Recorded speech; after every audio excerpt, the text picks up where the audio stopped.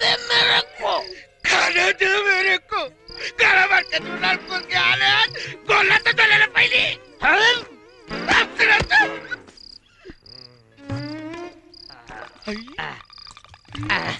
दारू तक सस्ता हो गए जब मैं दारू गोला धोआ था लोटक पानी में धोआ लोटक पानी में धोआ दारू तक सस्ता हो गए अतकपन हो गए तमाशा लगा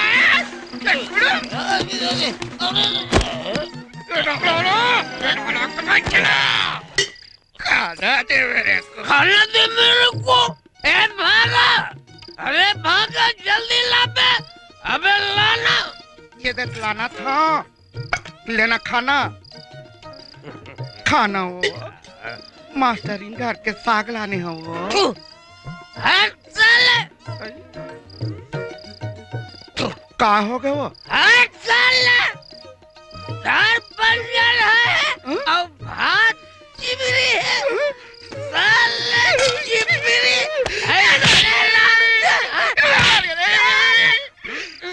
बने खाते तुम्हारे बेराम नहीं आते तुम्हारे लगा नहीं कबर कबर मुंह में पेरा को जाता क्या चुप साले क्या चुप पैसा दे हम कहाँ ला पैसा हम कहाँ ला कहाँ ला पैसा तक मेरा परिचय से बेच के ला रहा हूँ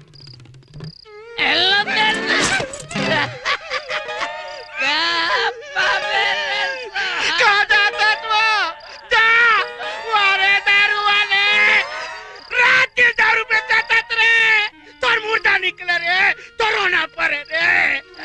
आज मोर घर बर्बाद हो कालिया को कोई ताल पूरा गांव बर्बाद हो हमारे सरकार तो कहीं नहीं करा